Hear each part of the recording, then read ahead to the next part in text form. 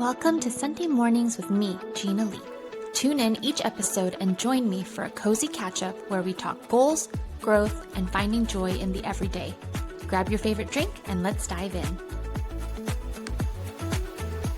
Hi friend, welcome back to another episode of Sunday Mornings. My name is Gina and today I'm so excited to talk to you about one of my favorite topics, which is habit stacking. I don't think the concept of habit stacking is particularly novel, but it was popularized by James Clear in his book Atomic Habits. In Atomic Habits, James Clear describes habit stacking as the thing that increases the likelihood that you'll stick with the habit because you're stacking new behavior on top of an old one. And really the main concept behind this is that the combination of making small changes, making additions as opposed to taking away behavior but adding new behavior, decreasing friction by layering those two together, and the compound effect of doing those new things stacked on top of the old things over a period of time is really the recipe for lasting change. There was something about the way that he phrased that the focus should be on adding new behavior that mentally seemed easier for me than the idea of taking things out altogether. I think another great example of this comes up often in the nutrition space. If you're like me, it's a lot easier to, let's say, add in an egg for extra protein or adding in spinach to any ramen that you're making, as opposed to taking out the ramen altogether. In this video, I'm really excited to share some of the ways that I habit stack and the way that I think about habit stacking for me in the past year or so, and especially in this season of life, is mostly around what are the habits that I can do or reincorporate or add into my life that keep my nervous system regulated. The way that I think about these habits are the things that I know will help me meet my goals, whether they're the short-term goals or long-term goals that I have. In terms of goals I have for myself, I definitely want glowing skin. I want to feel more comfortable in my body, and that includes being a little bit leaner and also a little bit more flexible. And I want to be able to pivot my energy to take myself out of a slump a little bit faster and easier to reset my day. The things that I know that really help with that include things like red light therapy, meditation, journaling, exercise, getting enough protein, and sleep.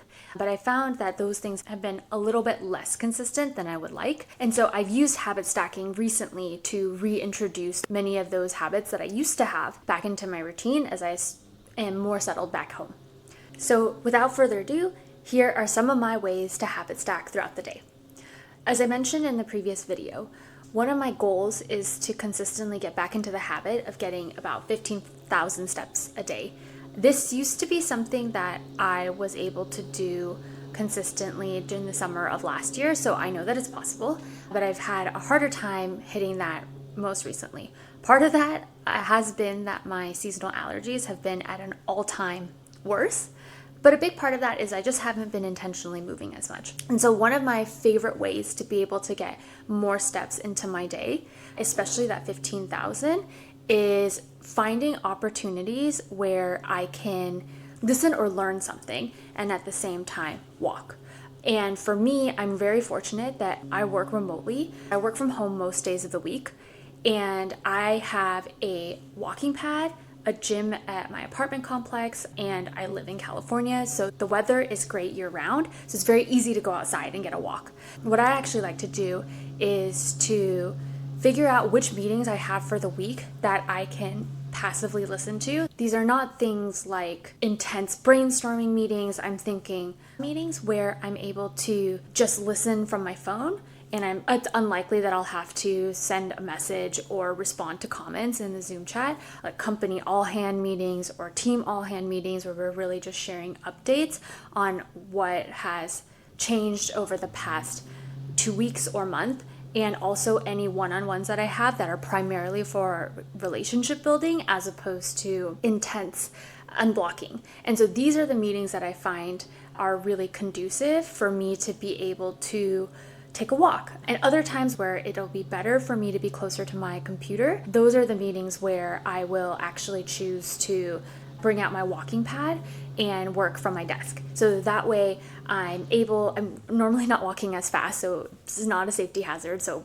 Please do what is comfortable for you at your pace. But what I found is that in those situations, I'm able to successfully listen to my meeting. I'm able to answer questions or respond to comments, but at the same time be able to hit my step goal. So consider that a win-win. Another way I habit stack is actually in the mornings or the evenings. So generally, first thing in the morning, I'll brush my teeth and then put on my skincare. And same thing at night, I'll brush my teeth and go through my skincare routine before going into bed. And one of the things that I've wanted to increasingly do is incorporate red light therapy in order to improve my skin texture overall and also meditate more. And so I recently started doing this. In the morning, I'll brush my teeth and then I'll put on a little meditation, or in the evenings I use a Loom box. Before I put on any skincare, I'll set up my Loom box, I'll put on the little goggles to protect my eyes, and then listen to a meditation for about 5 minutes, which is about the duration of one session of red light therapy on the Loom box, and then that'll be it before moving on to my skincare routine. And I find that taking advantage of those like small pockets of time, like adding 5 more minutes into a routine that I already do and is very easy to do, has really helped make this more of a regular practice. I haven't had the Loom box for too long to really get that like full radiant glow that a lot of people boast when they start red light therapy. But what I have seen is that my hyperpigmentation, especially around my cheeks here, has gone down a little bit, and my skin texture has gotten a little bit smoother, especially around the time of my period, which is when I tend to break out the most. So far, I'm keeping strong, and hopefully I'll report back in 6 months with a review on how my skin's doing. This is not as much of a habit stacking as a little mental trick, but what I found is that generally around 3 p.m. or 4 p.m. I'll get into an afternoon slump, and historically I would just normally try to push through it. What I've personally found is that if I choose to work through the afternoon slump, or if I take a nap, I'll either not have the energy to end up working out later in the day. I generally try to make sure I get all of my workouts done before dinner time, because I've personally found that if I don't work out before dinner, I won't work out at all. And also, on the off chances where I do need to work out in the evenings and I actually do go through with it, I hate going to the gym around 7 or 8 p.m. because there's way more people, and my gym session actually takes a lot longer because I'm simply waiting for people to finish up on the machines. But when I have the ability to be able to be flexible with those afternoon hours, instead of taking a nap or trying to power through work when my brain is so tired, I will actually use that as a signal to go either for a walk or to go exercise. And so it's gotten to a point where once I get to my afternoon slump, it serves as a mental trigger of, hey, maybe you should move your body to reset yourself. And so on the days where I'm lucky enough that my schedule is a little bit more flexible in the afternoon, I will actually choose to move during that time, even if it means that I'm ending my day a little bit later than usual. And the last thing has been actually around how I choose to spend time with friends these days. I feel like I used to be somebody who, anytime there was an opportunity to hang up or catch up with anybody, we would always gravitate to, let's get dessert, let's get dinner.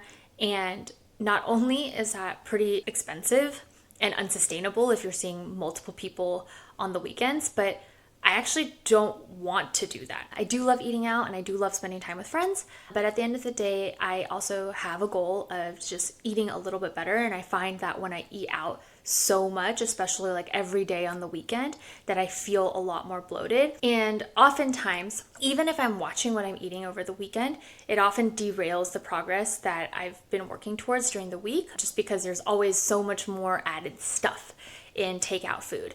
So instead, I've been thinking about finding healthier alternatives or ways to be able to spend quality time with my friends, which is super important to me. And one of the ways that I do that is actually through pickleball or going on hikes on the weekends. Choosing to do something active as a way to catch up with people has been actually a great way to not only maintain my friendships, but at the same time continue to meet my goals of living a healthier lifestyle in general, which has been really great. So those are primarily the ways that I have thought about habit stacking or thinking about intentionally planning my day in a way to be able to make it very easy for me to just do or be or move in a way that's a little bit closer to the lifestyle that I want to achieve. Right now, that really is around just eating a little bit better, moving a little bit better, and feeling more confident in my body and skin. The one thing that I wanted to touch about that's not quite habit stacking, but that's related, is actually just around decision making. When I used to think about,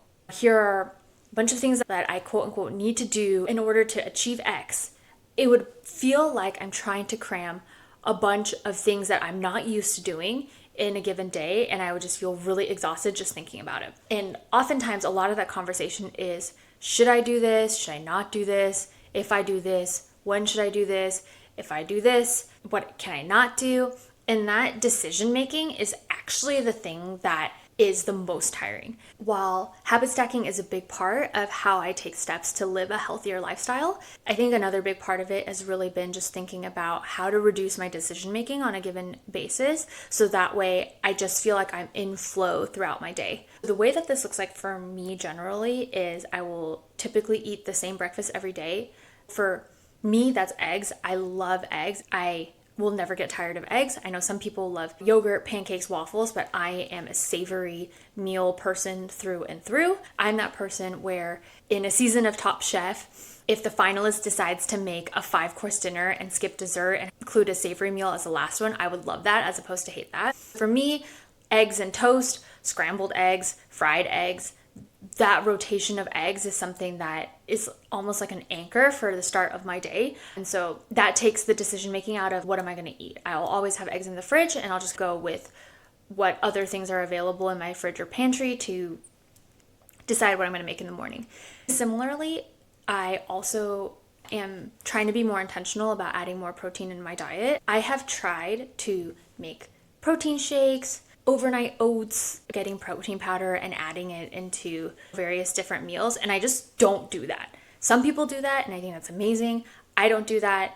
It's not something that I actively think about in terms of adding it into my meals, and I don't ever use the blender outside of this, and I don't want to wash it. I don't put frozen fruit in my freezer, and if I find a protein powder that tastes good, it oftentimes has a lot of sugar for the same amount of protein that is required in a different type of protein supplement. I have found a protein shake that works for me. I love the Premier protein shake. I know it's sweet. I don't generally eat sweet things most of the time, so for me it serves as a little bit of a sweet treat at the end of a meal. It's 160 calories for 30 grams of protein, which I think is pretty unbeatable for the protein to sugar to carbs ratio. So I always have that on me. If I'm hungry and I don't have a lot of time to cook, it's one of the easiest things for me to be able to grab to be able to feel full. I also always have certain things in my fridge ready to go because those are easy meals or reset meals. So for me, those are the BCD soft tofu soup packets and frozen onions, celery, and carrots to be able to whip up a chicken noodle soup really quickly. Those two things for me are always grounding meals. If I ever feel like really bloated from the past couple of days, I will always gravitate to those, and it is the easiest thing to make, and it is just a great way for me to be able to reset my week. And the last thing that I do is track my cycle pretty regularly, and I will actively plan my workouts around my menstruation cycle. When I'm getting close to my period, I know that I'm going to be lower energy the first few days, and so I will actively put in rest days, and that's when I up the number of Pilates workouts that I do. This goes back to how I'm able to maintain a consistent routine of moving my body, exercising, and nourishing my body while also honoring how it feels and adding flexibility on a given day. Like, I move things around in my calendar all of the time, but just knowing what are my menu of options for the week is actually really helpful in reducing the decision fatigue, in new things or replacing things that already exist in my routine just to be a little bit better. So thanks for watching this video on how I habit stack and also reduce decision fatigue on a day-to-day. I hope this has been helpful. One tip, if you're looking to get started with habit stacking, or you're just in a place where you are thinking, I want to do more of X, but I'm not really sure how, or I'm really stuck. Instead of thinking about that thing, I would recenter and think about you. Would recommend spending some time journaling and getting to know yourself better and actually taking a look, being inquisitive about what your day-to-day actually looks like. When do you tend to get the most tired? What are some of the things that are easy for you to do? What are some of the things that you'd like to do more of but you're finding more resistance to? If you're a biological woman, what is your menstruation cycle, and how does your energy fluctuate throughout the month. For me, getting into a consistent journaling practice last year has really helped me understand my ebbs and flows and my energy patterns. That makes it possible to know what are anchors for me throughout the day that I know, like, no matter what, I will always do. That makes it really easy to be able to then incorporate new habits or refine old ones.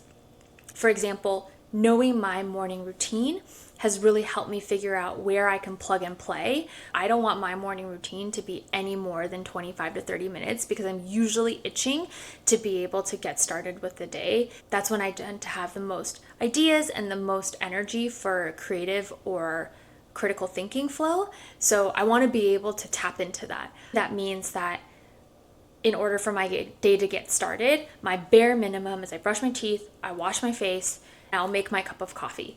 Sometimes if I have more time, I can quickly tack on a 10 to 15 minutes Pilates session in between one of those steps. Sometimes it might mean that I'm listening to a meditation while I'm doing one of those steps. And I know that I don't want a long morning routine, so I know that I'm not going to be adding a bunch of stuff in the morning such that I have an hour and a half before I actually start work and I'm waking up at 6 in the morning. I'm never going to do that. And so understanding how I like to work best and what's generally been a pattern, not always the case, but is true most of the time, has been really helpful in figuring this stuff out. With that, I hope this video has been helpful in getting you to think about how to habit stack and reduce decision fatigue on a day-to-day. And I would love to learn how you're doing that, what habits you're incorporating, what things have been working for you, and I'll see you next time.